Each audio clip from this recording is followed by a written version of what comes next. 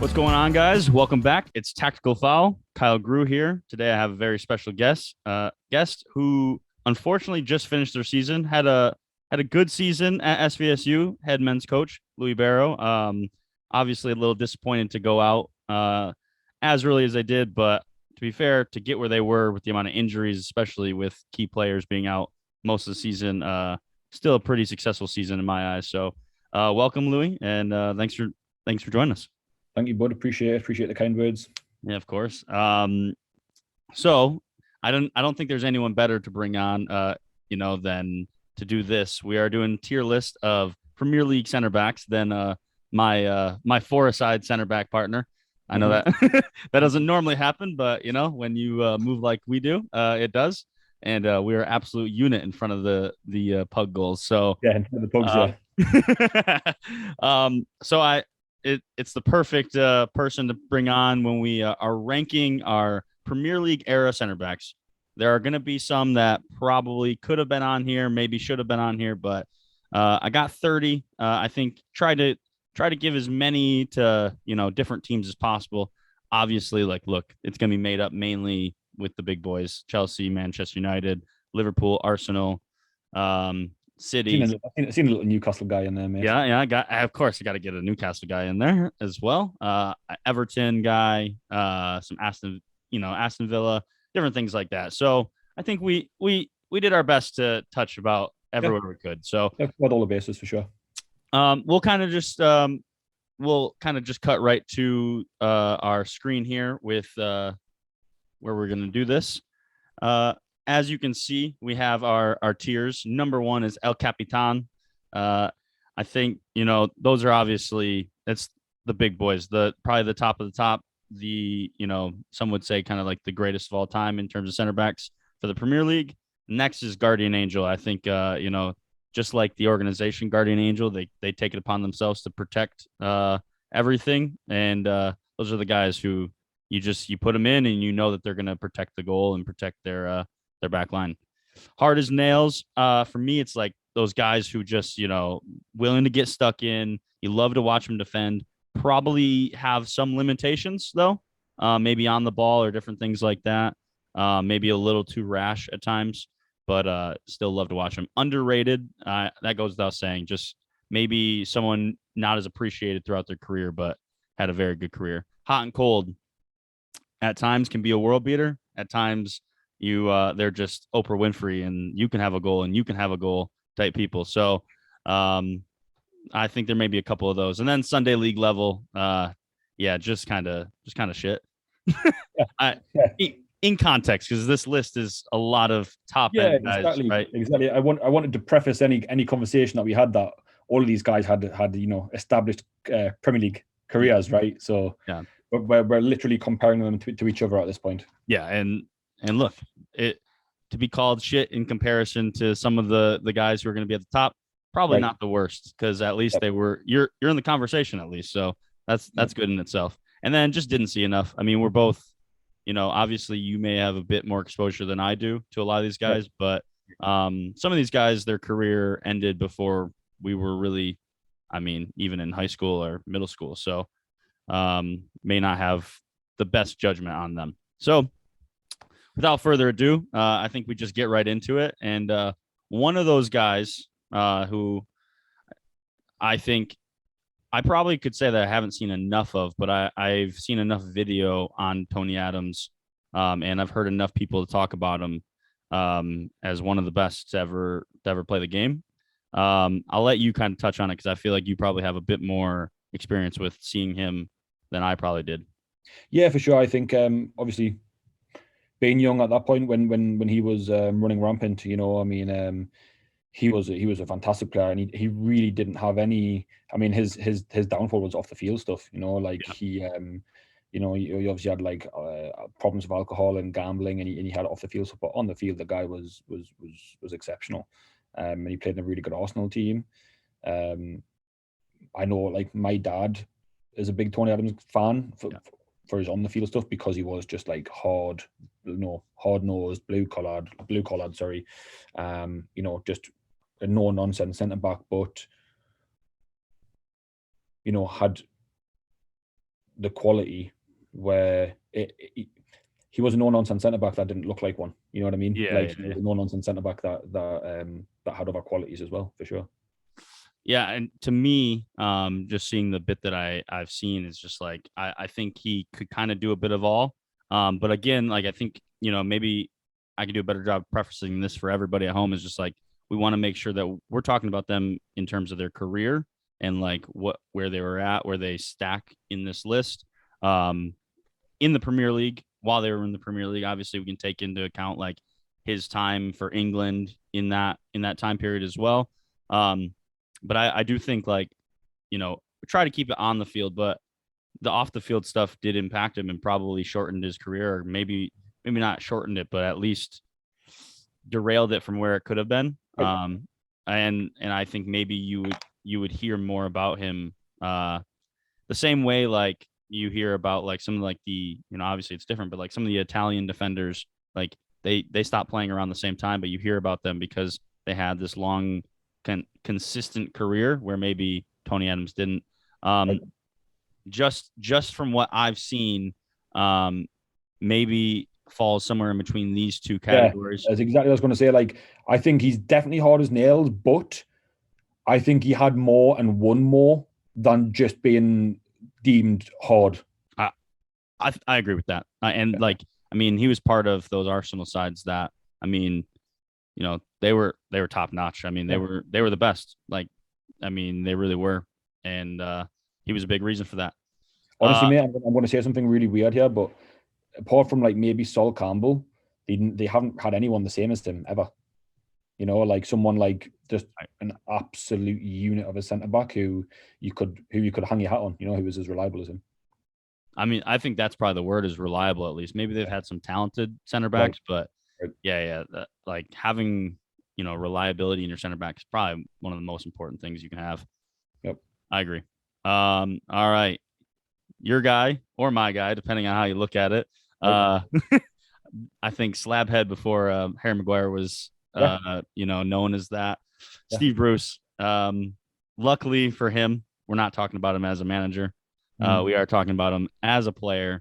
And as a player, in the Premier League, he didn't play a ton of years in the Premier League for United just because he played before the Premier League and different things like that. But obviously had some unbelievable moments, scored in, the FA Cup, I believe, semifinal for us. Helped win. I think he scored over 100 professional goals. Yeah, it was unbelievable. Yeah, which is unbelievable for a centre back. It doesn't make sense. It doesn't. And what else doesn't make sense is that he never made an appearance for England. Yeah. He never had an England cap, which is just bizarre. He was an unbelievable leader. He was hard. Yeah. He was good at scoring goals. I guess, very, very momentarily touching on his managing career, it never made sense to me that he was such a passionate, gritty, good player. Yeah. That personality never really showed in his interviews or his coaching style. So that's where the confusion came from me. But as a player, he was a proper player. Yeah, and he was part of like turning around those Manchester United sides, like in the early success of those teams that obviously spurred on some incredible teams.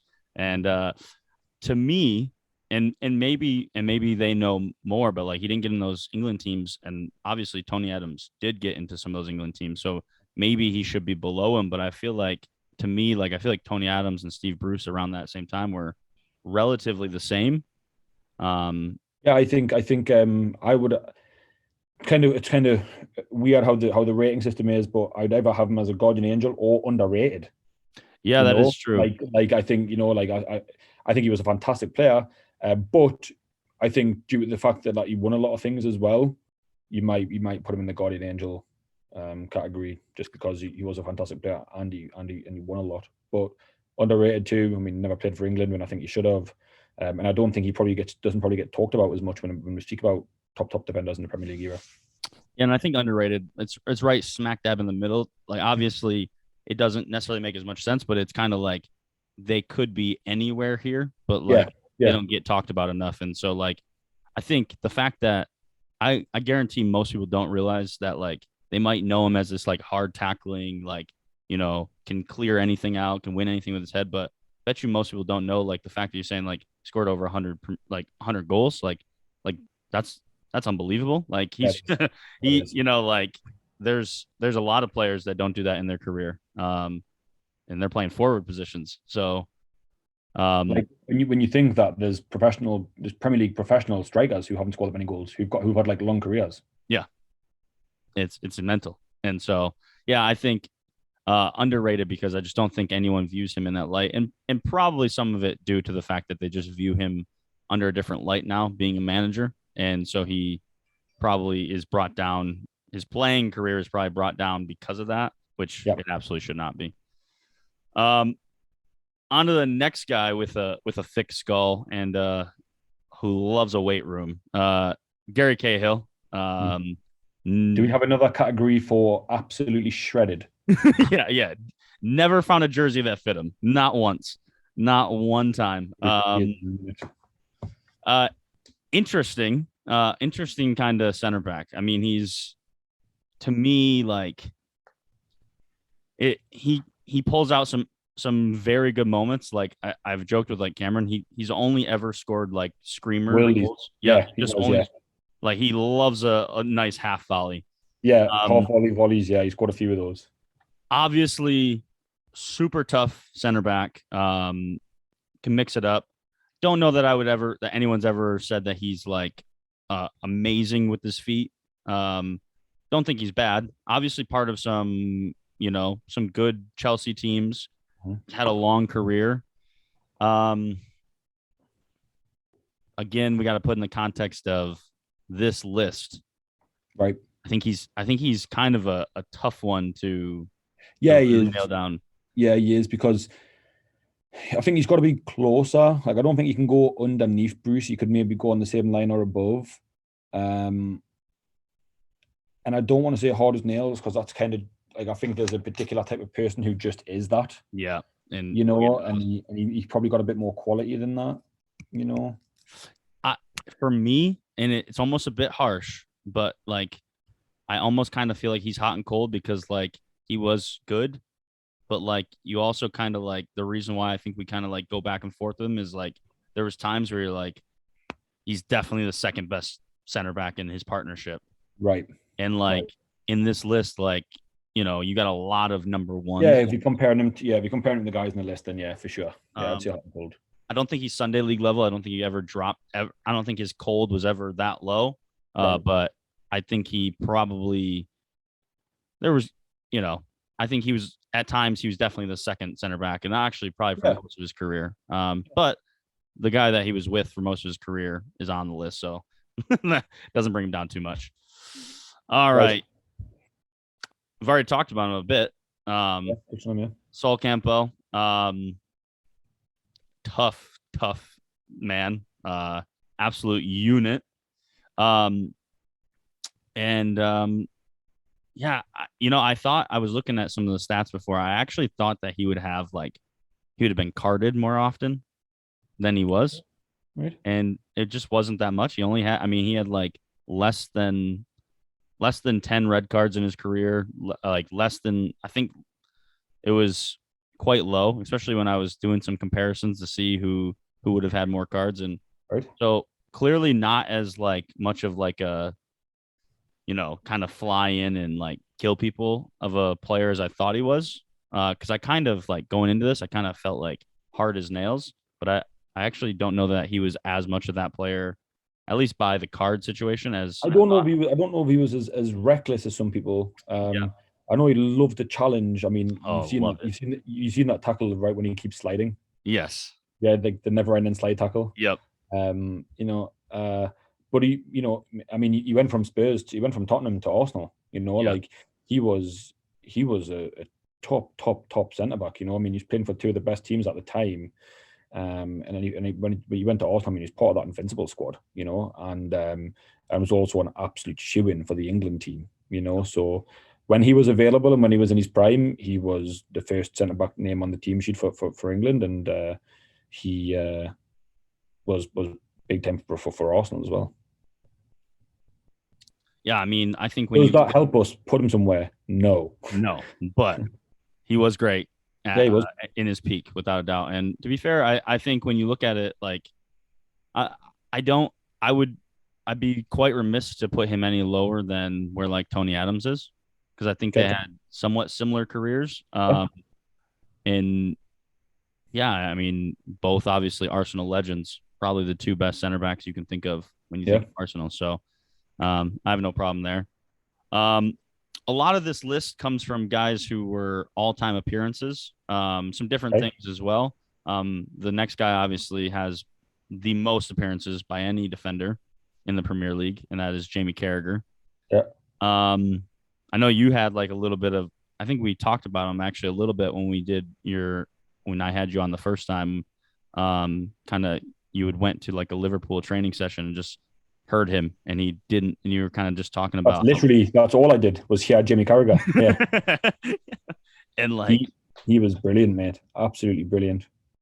yeah, and I almost think that like we probably didn't like we I almost kind of feel like maybe he's in like this underrated category where like Because he didn't win a lot of stuff, did he? So people don't really, when you think about like Premier League legends, I don't think a lot of people kind of like go, oh, Carragher, like put him at the top of the list.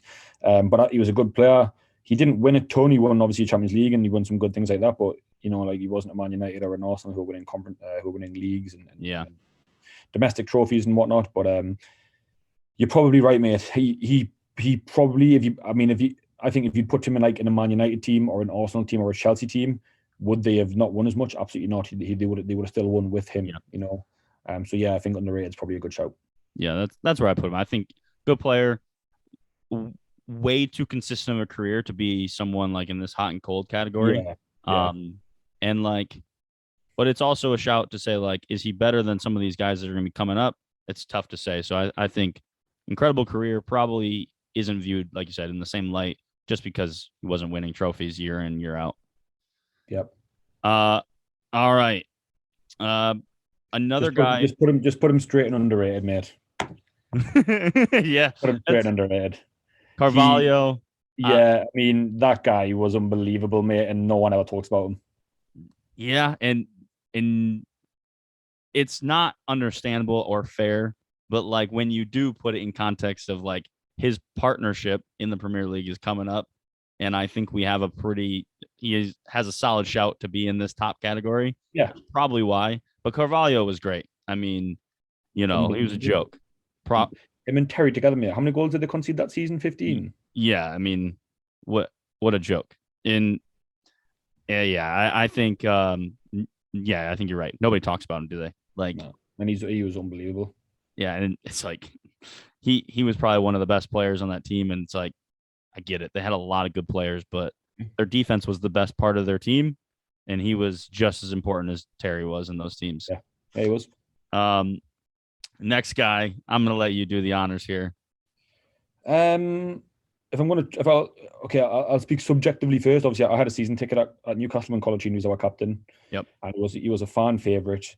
He played with his heart on his sleeve every game, And my inside knowledge of him is obviously Armour, trained with him a lot, and said he was an unbelievable person, unbelievable leader, said the right things. Not just a leader, and like he wasn't just like raw. Like he used to help people. He was like an educator as well as a player.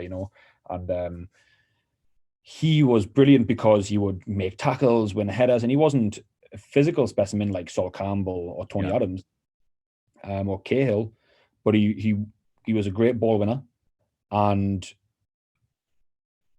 was almost like he was like so silky for a centre back. Like had a step over on the edge of the box or do like a little Maradona turn, like just to get out of something. Like he was almost like a winger playing centre back sometimes. He was very technically gifted. And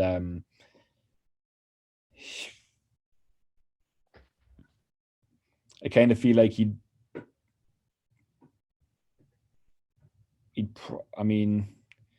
we're going off based on what he'd done in the Premier League, I mean, he played for that team when we finished 5th.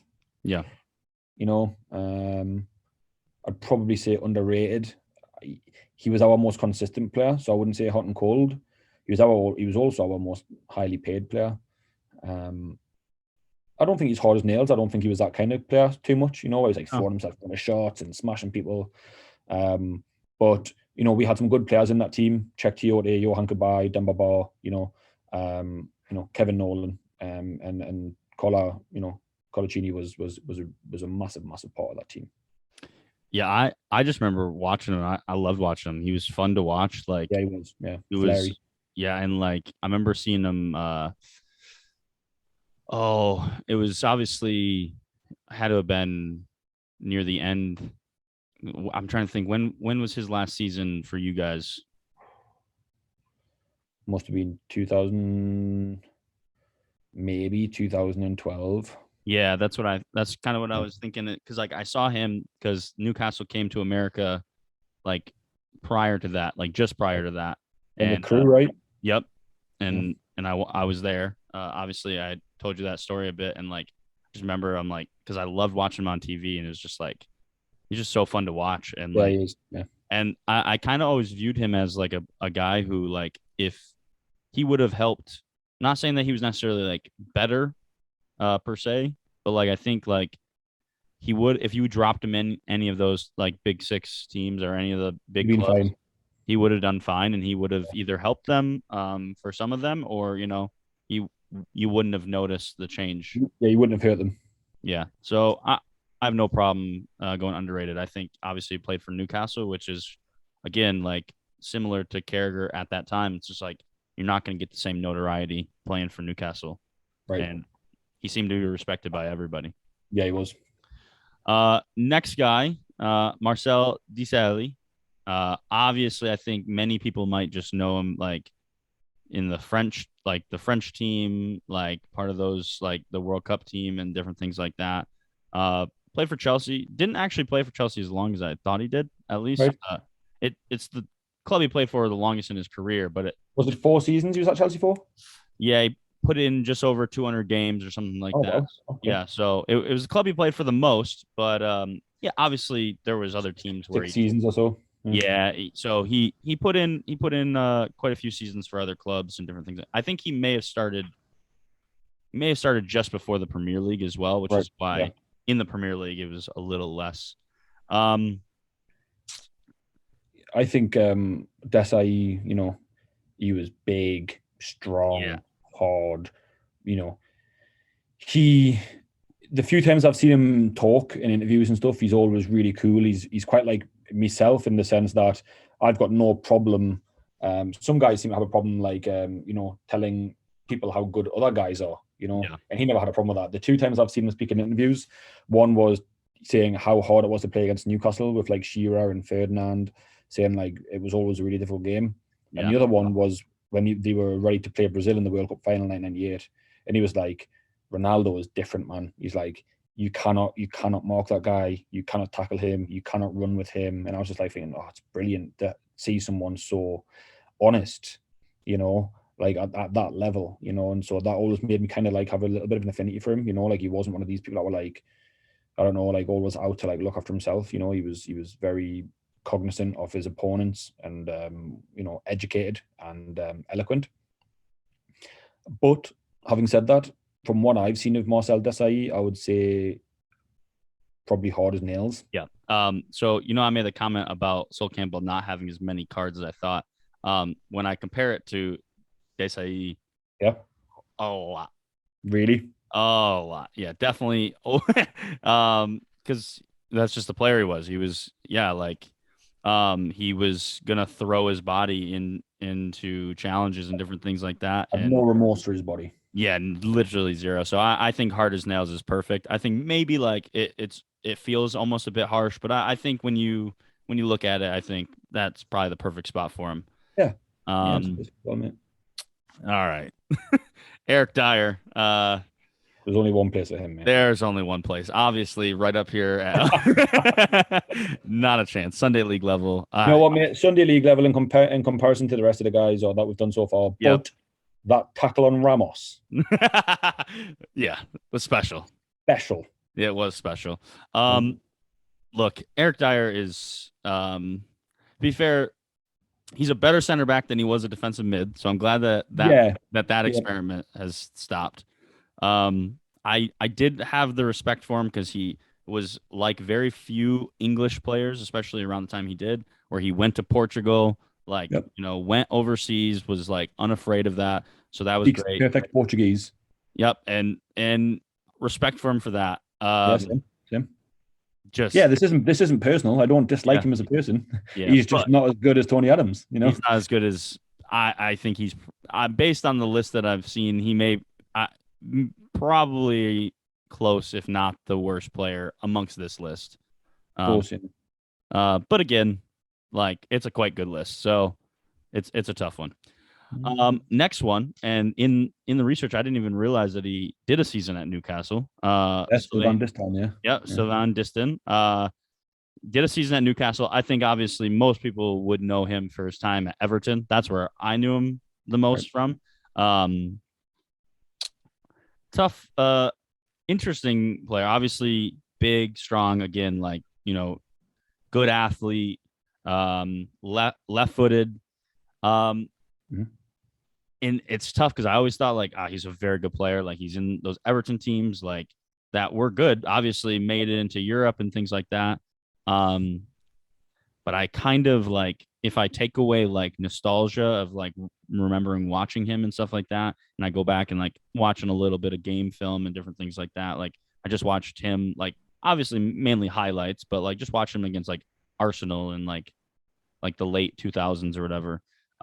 Obviously did a good job, but like I think he's a level above, but he reminded me a bit of like kind of our conversation about like Tyrone Mings, Hmm.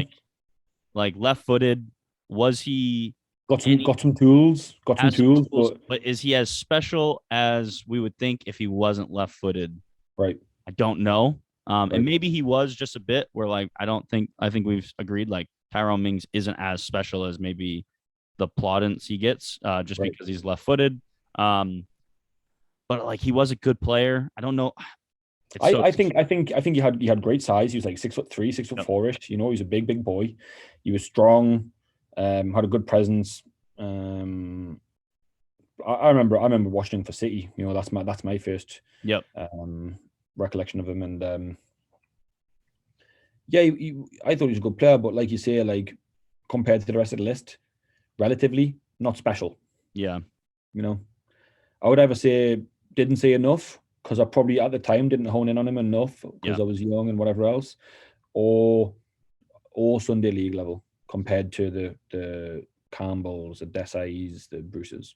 Yeah. I think it's tough to say didn't see enough because I think we saw enough of him. It's just like because he was in the Premier League for a long time. Right. I think he's It's above just Dyer. it's funny, isn't it? Because like what I meant by that is like he played for City before they got big. No, I He played agree. for, No, he played for Everton, who wasn't never been a top six club. yep. He played for Newcastle for a season, So like a lot of these guys had long spells at the top clubs. So Yep. you see them a lot more. Week in, week out, you know their names. He's Right. like honestly, it's funny for me. I like he's like almost either here or like here. Right. But I think Yeah, exactly. Because like he's played so long in the Premier League, he must have been brilliant. yeah, You know what I mean? But no one talks about him, so he probably is slightly underrated. yeah. But I think when we use the context of this list, he's got to be there. I of course put him just above Dyer. But yeah, I think it's fair. Next guy. I know where I would put him, but I'm biased and I won't lie about that. Johnny Evans.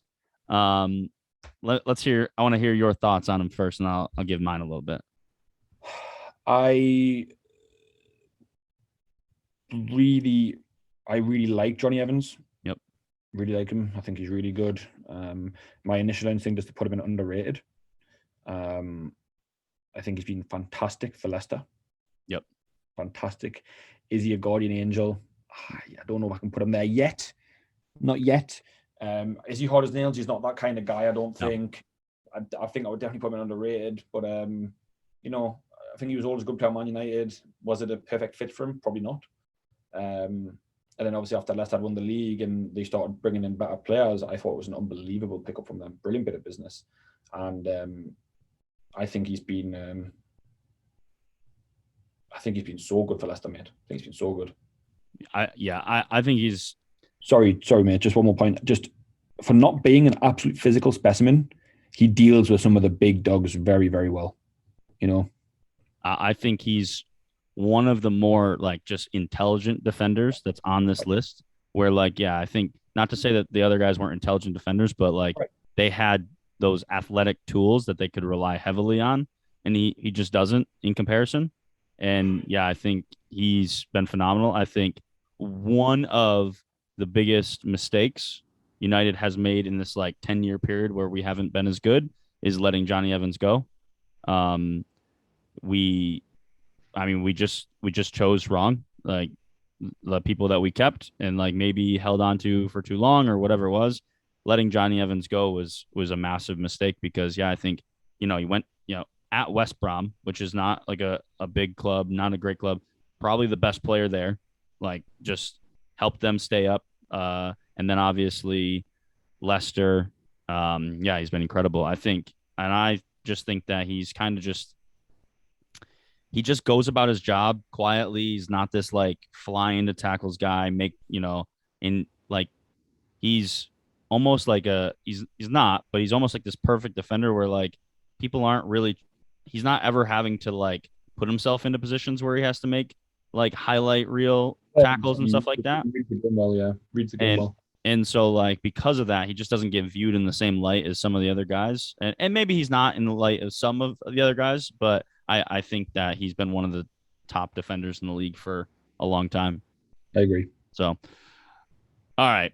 Hopefully you don't disagree, but I think this is our first one in El Capitan. It depends. Like, how many people do you want to put in there?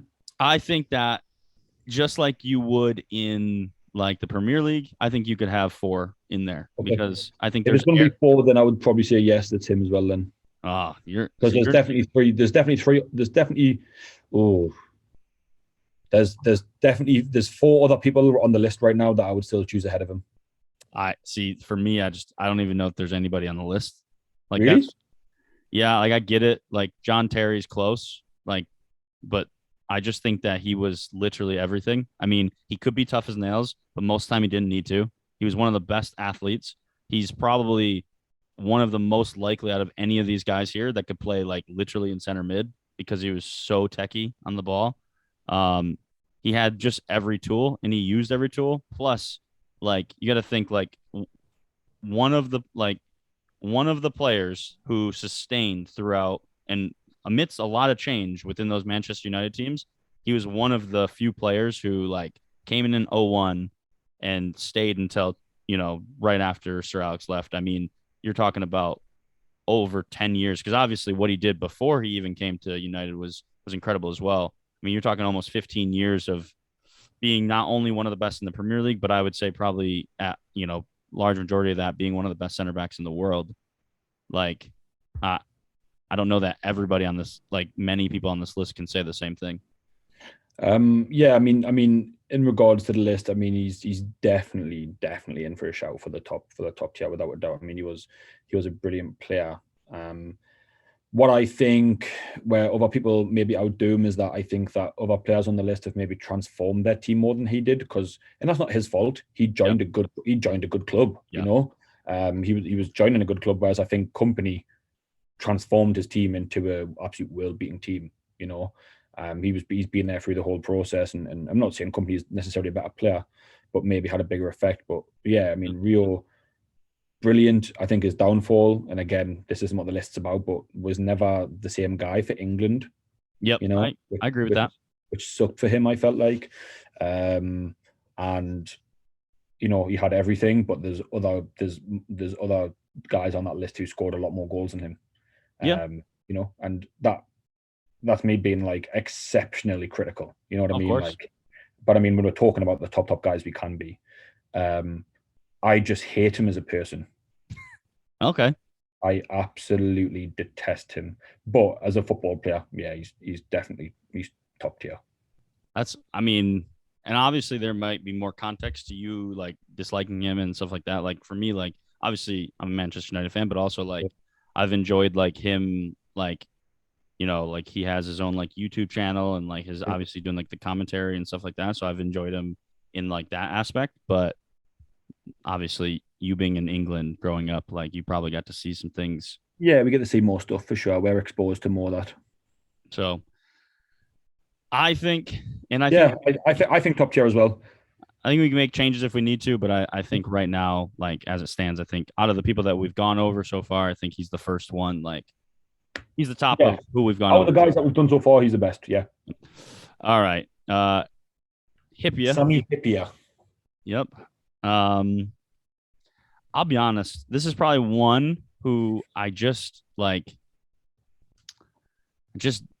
maybe again like kind of like you said like about like Diston like just didn't like hone in on him as much and like part of his like Carragher's there and then like they kind of like left and like so I just didn't like really see him as much. He, for me, I remember like watching Sam Hippier quite a lot because I always watched Gerrard. You know, I Yeah. always watched Liverpool. Even when Liverpool weren't very good, I always watched them because of Gerrard. So I got to see Hippier a lot. He won the Champions League, right, with Carragher, right? He Yep. was the centre back, right? Yep. I mean, for me, he's maybe more on the hot and cold for me. Yeah.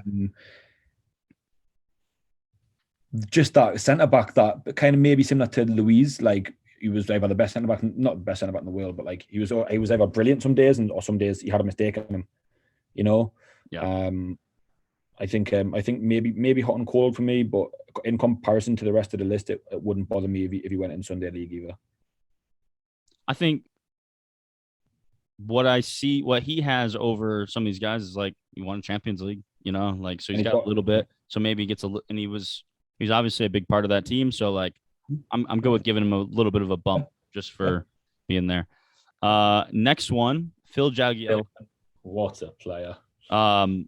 Yeah, just a very good player. I think similar, like I'm not saying he's similar as a player necessarily, but like obviously similar in the way like that I like looked at like Sylvain Distin, like, you know, never played like didn't really play too much for like the top team, but was always just like a, you know, a tough center back. Seemed like he probably gave major issues to strikers and attackers.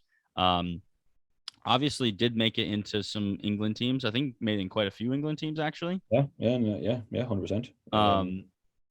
Over people that probably people would have thought should have been in over, but he consistently did it. So he's an interesting one because like it seems like he kind of was consistent over the course of his career, which is why he maintained in the Premier League so long. Yeah. When he was young, obviously playing at Sheffield United under Neil Warnock and all that kind of stuff. You know, I think that the impressive thing about him is that he kind of done this. Yep. He went from like Sheffield United to I can't remember he went, and then he went to Everton, and you know, he kind of went up and up and up and then got these England call ups. And he's the one that scored that goal against Liverpool as well for Everton? The 25-yard like half volley right in the stanch. I mean, that was unbelievable. You know, and so yeah, I mean, was he a good player? Was he solid? And do I think he was a brilliant professional? Yeah. Yes. In comparison to the other best centre backs the league's ever seen.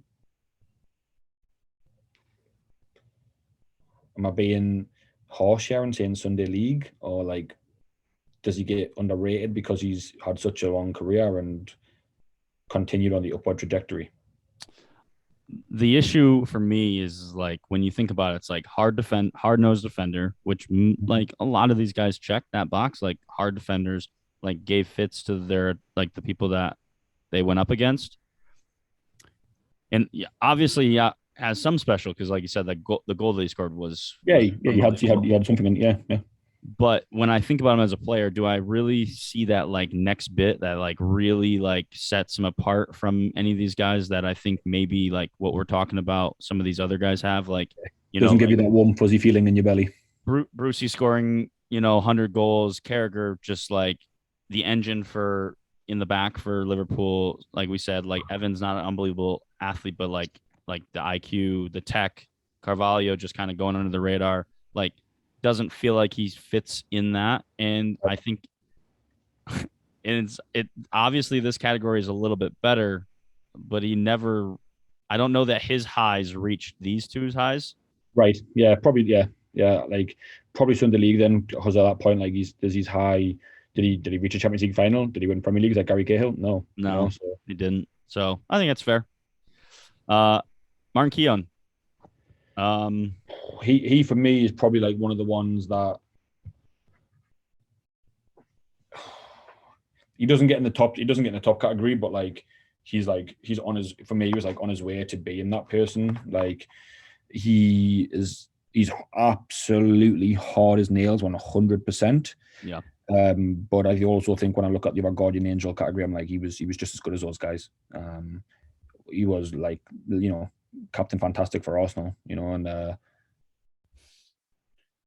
for me, I kind of view it like this is like, because you have to kind of look at the other categories. Like, he was definitely hard as nails. And so it's like, was he better than De Sally? And that's where I'm like starting to like, that's where it gets hard, right? yeah, it does. I just think that it's different because I think that was Desai's like persona, that was his identity, Yeah. like Yeah. hard I man. get that. And Keown was too, but like you could play. Yeah, of course. He played for Arsenal. You had to be able to play. You know what I mean? They played good stuff. But yeah, played for Arsene Wenger's. Like I think him and Tony Adams, to me, people think, oh, they were just two big English brutes, and I'm like thinking they were literally playing for the team at the time who played the best football in the league. You could go in the second or third category for me. He played in a fantastic team. He was a brilliant player. He won the league. He was an absolute steadfast defender for the best team in the league. I think he could go anywhere. It wouldn't bother me which one he went, and he's as good as the two guys, and he's as good as all three of those guys. So it wouldn't matter where he went. Yeah, I mean these guys are all kind of close, right? Which is why they're 2 and 3. I think. To me, I think like I almost would say I'm okay with putting him here just because like I think leadership is definitely a quality that is like maybe not viewed in the same light. And he, like you said, like this guy was Captain Arsenal, like, and I think he kind of led some of those teams a bit more than some of the other guys. So I'm good with that. Where like Desai, like as a player, might be as good, but maybe didn't have the same like it's kind of like you said, like the same impact. And so I'm okay with that. I would agree with that. Ledley King. Funny one. Missed that game day. Yeah. Didn't train, only played games. El Capitan. Just for that. Yeah, right. My absolute legend, my hero. On his day, exceptional. Yep. Really good, I thought. He's a tough one. He didn't win anything for a start. Yep. He's not in the right club for that. No. He didn't win anything for a start. Individually, he was just a brilliant player, and we could all say it, but was injury prone. He kind of feels like either a hot and cold, or almost like a didn't see enough in terms of like he just was off the field too much. Yeah, he was. And because I don't know that he was really too cold when he was on the field. No, he wasn't. Ever. He was a top center back, but he was off the field too much. Could almost even argue that he's underrated, considering like, you know what I mean? Like we just didn't say enough. Like when I seen him, he was brilliant. But do we ever talk about him getting up there in those categories? Nah. If you'd done it for another 4 or 5 years, would you have? Yeah, probably. I kind of think this is probably the right space. Where in the bottom half, I think. Yeah. I think that's the right place for him. Next guy, and I think I have an idea of where you kind of put him. But Vincent Kompany, obviously. Look, like as a United fan, I can easily say like the guy was incredible. Mountain of a man, strong, had great tech. I mean, I think about the absolutely lashing at that shot like last minute of the game, and I think that's what like ended up. It's not the year they won the league, but it might have been the year that they got fourth over us by like on goal differential or whatever. It was something along. I think that might have been the year. And it's like, yeah, I mean, he just showed up when they needed him. Always, it seemed like. Have you watched the Man City documentary? I have not got a chance to, It's mate, like he literally runs that club, mate. and I believe it.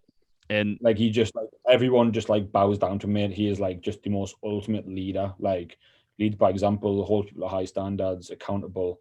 He is just he's as yeah. I mean, he if I was going to make a Premier League 11, he'd be definitely getting talked about for me. yeah, and that's fair. And I think he's up there. I think he deserves to be in that conversation. I view him very similarly to Rio and Yeah. to like the guys who I believe are like top of the same. class. Yeah. I think we probably both agree that this category almost was made for this guy, David Luiz, because on days he could have been here because I think there was like times where he was like the best center back in the world, and then there's days where he plays like he belongs here. So to me, there's no other category but hot and cold for this guy. Yeah. Some of the most unbelievable things as a center back, but then some, and on the same note, some of the most unbelievable mistakes as a center back.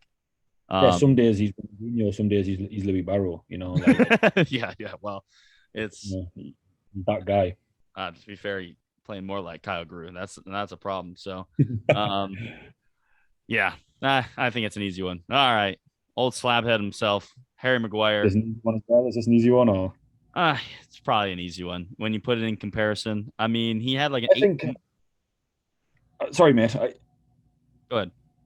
As banter, I would say Sunday League level, but it's not. Other than that, I would say hot and cold because sometimes he's unbelievable. Yeah. Sometimes he's not. You know,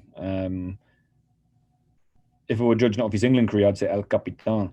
You know, yeah, he's unbelievable for England, isn't he? Yeah, he's a joke. He's a joke. He was brilliant for Leicester. You know, and he was brilliant for Hull. Yeah, he was. Yeah, he was. Really, the inconsistency has started. I would say more so at United. But it's the biggest stage he's been on. And I do think that was at the end of last season when he was brilliant. Was that when Luke Shaw was really good as well? Yep. Yeah. End of last season. Right. Going in, like I would say he had like an 8. Like he started off his first like 2 months for us was a bit rough, but then after that he was unbelievable, and then he was unbelievable in the Euros. And then the whole thing with like in Greece happened, and he kind of, it seemed like that carried over a bit. And then he's thought he found a bit of form, but then he got injured, and now he's kind of trying to find form again. So I would say most of his career he's been good, very good, no matter where he's played. But he has these moments of like, I mean, and let's be honest, he does turn like a refrigerator. So like that's not great. Turns out it's Titanic, doesn't he? Yeah. I think hot and cold is probably good because I do think on his day, like he's one of the best in the world. I don't like. Speaking of turning like a refrigerator, maybe the slowest center back that I've ever seen, Pierre Martyr. He's so interesting. He's almost like he's almost a legend just because of like he was so slow, but he didn't really seem to get like roasted ever.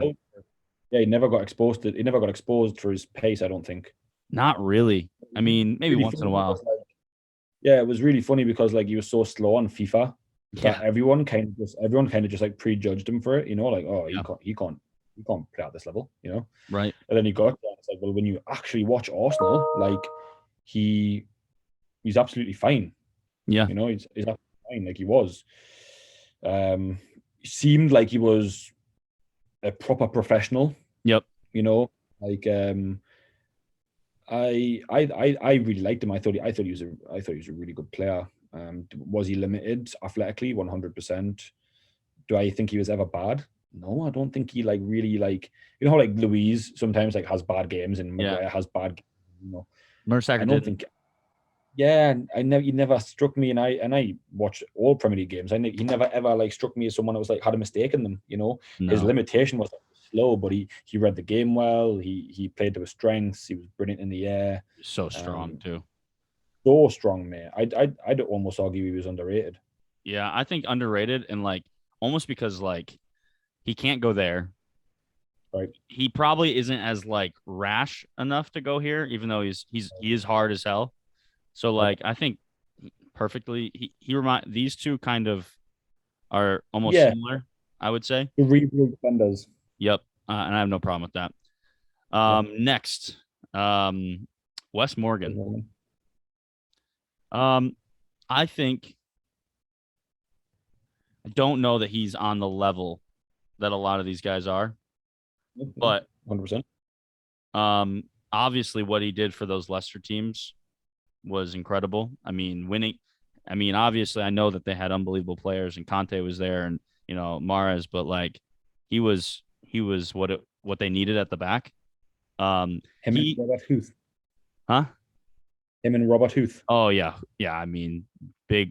2-man mountains. Yeah, those guys were just units in the back. For me, he is either here or here, and like, there's not. What was the first one? He's either Sunday League or he's hard as nails. Right. Like, I know that seems crazy, but like that's kind of how I view it. I didn't know I see that as well.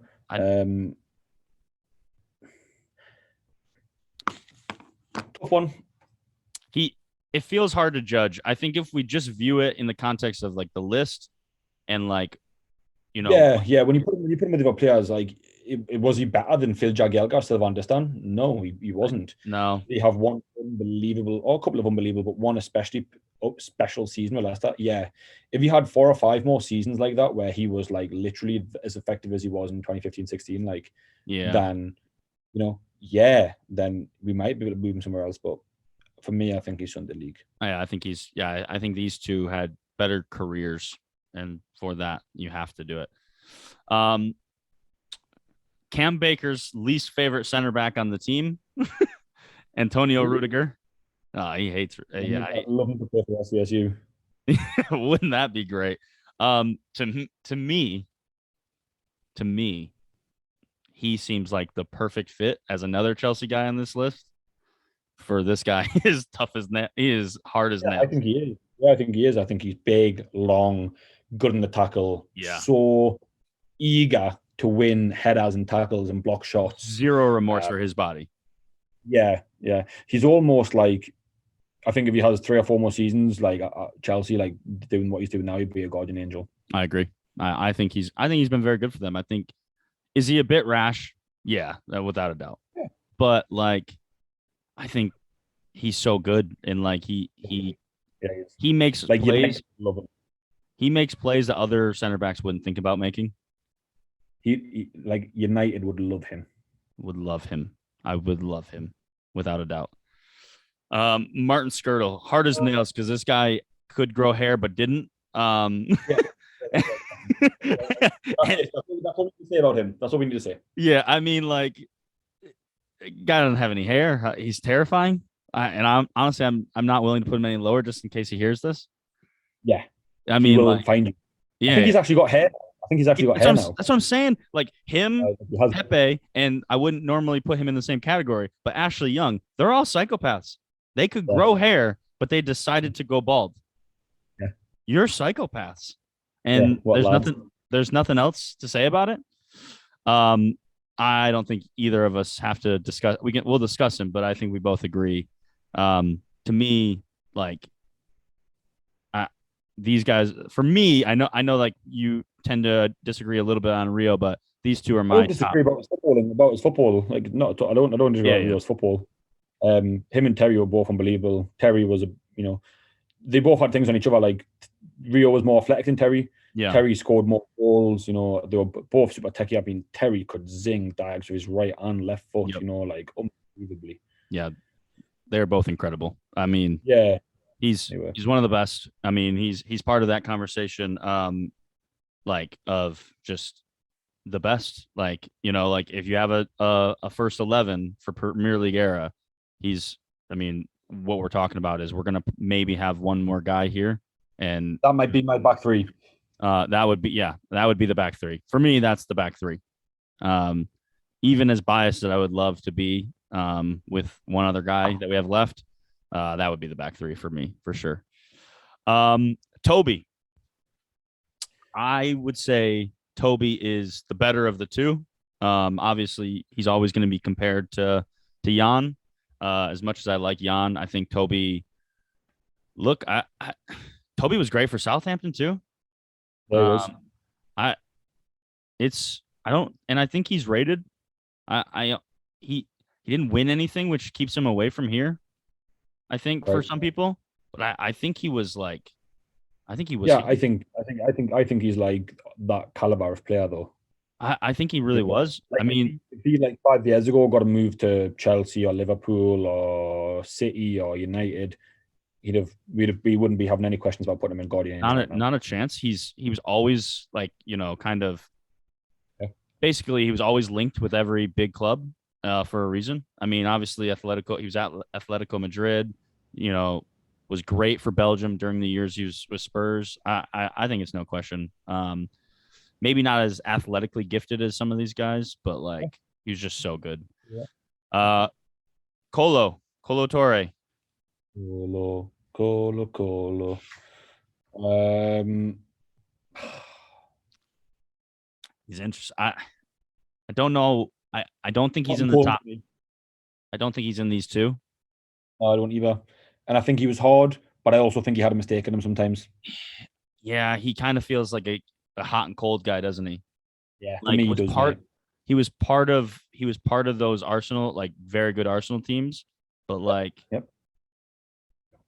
but then you would like see him after that and you're just like, what are you doing? Yeah. Um yeah, I think that's proper. I think on his day he was one of the best, but he had a bit too many errors in his game. Huh? Thomas Vermaelen. Very good. He was obviously the Premier League, very good. Yeah, I mean, the Barcelona move was disastrous, wasn't it? Yeah, yeah. And the Premier League, very good. For me, he was above all four of these guys on his day, and most of his career in the Premier League. He was above. Was he above all of these guys consistently? Some of them, right? Like I think he probably was a little better than like a Gary Cahill. Maybe he wasn't better than like these two at their top, or Luis. Probably better than Harry consistently. Colo. I think he's, to be fair, I think he's somewhere in between, like here. Yeah. So I was just about to say that. Yeah. I would say maybe say underrated. I just don't think he was bad enough to be put in hot and cold. Yeah, I don't think he ever. Yeah, I agree with that. I think he was consistent enough to not be there. Right. I agree with that. Jan Vertoggon. Again, similar to Toby, he was a really good player. I think when Spurs had that couple of years and that 1 year where they thought they were going to win the league, right? Like it was him and Alderweireld at the back, and he has a great left foot, was athletic, was good in the air, but they always found a way to crumble. They always found a way to mess it up. To me, he had more of a hand in crumbling ever. I'm not saying that he had it, but like more of a hand in it than like Toby did. Right. Like Toby, yeah, I'd agree with that. Always, he was definitely more flawless than him, wasn't he? Yeah. So like, I think he's a level below Toby, and like I don't think he's on the same level as like these four guys. No, I agree. I don't think he's really underrated. I just think that maybe he's in between underrated and hot and cold. Like he was a little more consistent than like a Luis, but like I don't know that he ever reached the peak of those guys either. Right. So I think I'm comfortable with that. probably near the top of hot and cold, but Yeah. all right. Nemanja Vidic, the captain. I think there's two places that he makes sense for. It could be three. Some would argue three. I'm trying not to be biased here. There's only one place for me he gets in. And I think I know. I think you're gonna say here. Is that correct? No? Nope. Okay. Here? Nope. Are you gonna say Sunday League? No, I'm going to say El Capitan. Oh, okay. That scared me. Okay. Oh, so you like Vidic more than Rio? Because when you were okay, I want to hear about this because there wasn't like. Don't get me wrong. Absolutely, I think Rio was unbelievable as well as a player. Yeah, I really do. I think I just maybe had. I think maybe that I just resonated with Vidic a little bit more in what he. To me, he was just like grit personified. You know what I mean? Like he would rather like die than lose. You know what I mean? Yes. And for some reason, like that stuff just really like hits me right in the heart. You know, I love that stuff. You know, I just thought he was unbelievable, mate. I thought he was unbelievable. For me, like Vidic, like if I could show a video to Vidic to like my the kids I coach when I'm talking about them, trying to explain to them like to defend, you have to be desperate. There has to be a level of desperation to not give up and not get scored on and not lose. Like he's that personified. Like he is this category with this ability and like he as quality of like just a footballer as these three? No, but like his unwillingness to lose, I think trumps every single person on this list. Yeah. And so I'm actually very happy about that. I thought he was gonna be one I had to fight. I'm a big Vidic guy, man. Yeah, I would have expected you to know that about me. All right. I just usually he's one I have to fight for. Like I have to say like he's better because like Rio like has all the tools and like he's prettier, but Vidic is just you want that guy on your team. Yeah. All right. Virgil Van Dijk. I think he has a chance if he continues the way he's played. Be fair to him, he has a chance to be in this type of category. He does. This is the ability. I think it's maybe I'm wrong, but I think it's a bit too early for that. I don't think he's. I would put him in the top category now for similar reasons of what I said about Company before. Like what he's done to that club is ridiculous. Yep. Like they seem to like be rolling the dice a little bit with players for a couple of years, and then they got him, and it was like boom, the pennies dropped. We are now arguably the best team in the world, you know. And to me, the only argument against him is his longevity. Yep. In the Premier League, but if we're just purely basing it off his Premier League career, yep, then there's nothing that any of those guys in that top line have that he doesn't have, in my opinion. I mean, you can maybe argue like Vidic would like looks more passionate. You know what I mean? Like he has that kind of like just like you could get punched in the face 55 times and run through a brick wall. Like like, to me, Van Dijk's a little bit more like sexy than that. Do you know what I mean? Like he doesn't look as desperate when he's defending. He kind of just like mops up and does it perfectly without kind of breaking a sweat. You know, he can zing balls like Terry. He's athletic, if not more athletic than Rio. He has that leadership, that magnetism around him that Company has. You know, I think he's arguably as good as any centre back that I've ever seen. But the longevity argument against him, that you know that holds some weight as well for sure. I think for me, because he's still playing, is the only reason. Like, we got to see where his career goes. Not to say like if his career ended now, I guess like would we put him here? And the answer might be yes. And for you, it seems like it's yes, and I think it's fair. I mean, he's no lower than just based on his Premier League, data. You know what I mean, like if we're just going off Premier League, then yeah. I mean, he when he went to Liverpool, he won the league, won the Champions League. Like it was just like, well, like again for again, same thing for me with company. Like when he went, they changed. I have no problem with that. And I mean, I know we said 4, but it's my list. We can do whatever we Once want. you put Rio in El Capitan, I was like, it has to be 5 now. Yeah. And again, like I don't think I could. I think, and I also think like there's a fair line between these 5 and these 4. Yeah, I agree. Yep. I think it's a clear line. These are all very good. These are just the best. I don't think we're really missing anyone. Yeah, they're the best 5 defenders on the list, 100%. Yep. And so I'm okay with that.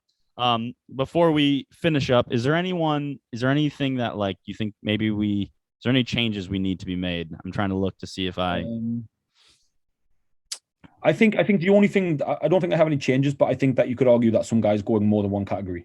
Yeah, I agree with that. Carvalho might go in Guardian Angel, Yeah, I think he's close. Yeah, and like Gary Cahill might go in Hard as Nails. You know what I mean? I'm thinking we make 1 or 2 moves. Right. I think it's fair to say Gary's in Hard as Nails. I think you would definitely. If I make 1 more move, I think Rio to Sunday League. Yeah, definitely Rio to Sunday League.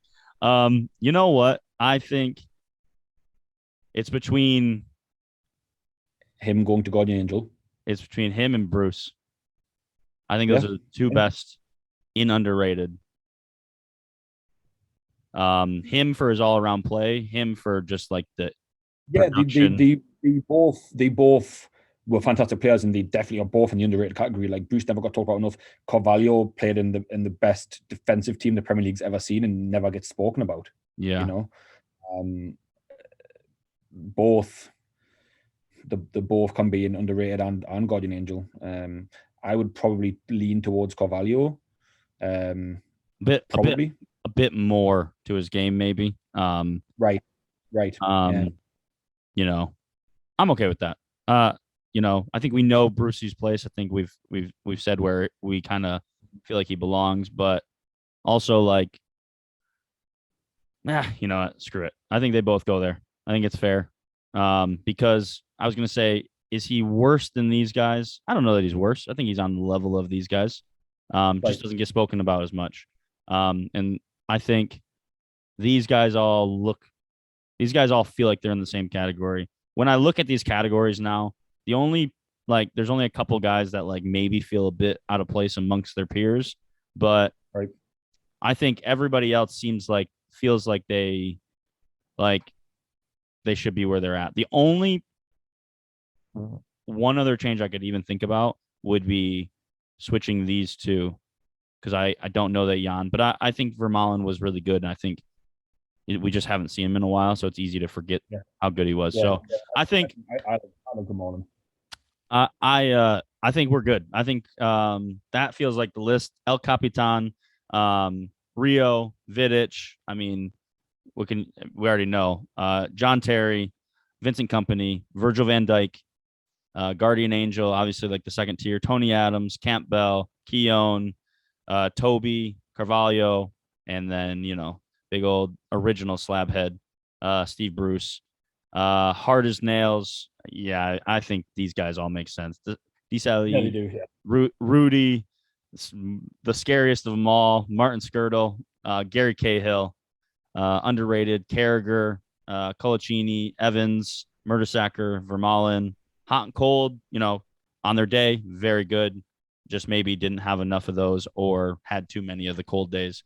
Hippia, Ledley King, Luis, who the category was definitely made for, Mcguire, Colo Torre, Jan Vertoggon, and then Sunday League. Again, these guys are all Premier League players, top Premier League players for the most part. But they're Sunday League in comparison to the rest. Jagielka, Distan, Wes Morgan, and the most clear one for me, Eric Dyer. All right. Let me back out of this real quick. Look, I think we did a good job. I think no brainer for me that it's the correct list. But I appreciate you helping me out with this. It was a good time as always. Always enjoy a bit of crack, a bit of chat. Anytime. We'll definitely have you on, and everyone stay tuned because Louis, you will all view Louis as a legend like I do. Even more so when you find out the guest that we have coming on very shortly. He's very excited to be on to do one of these, something similar to this. I think we'll all enjoy. But it's gonna be a good time, just like this one was. As always, this is Tactical Foul. Kyle Grew. That's Louis Barrow. Peace, guys. Love you.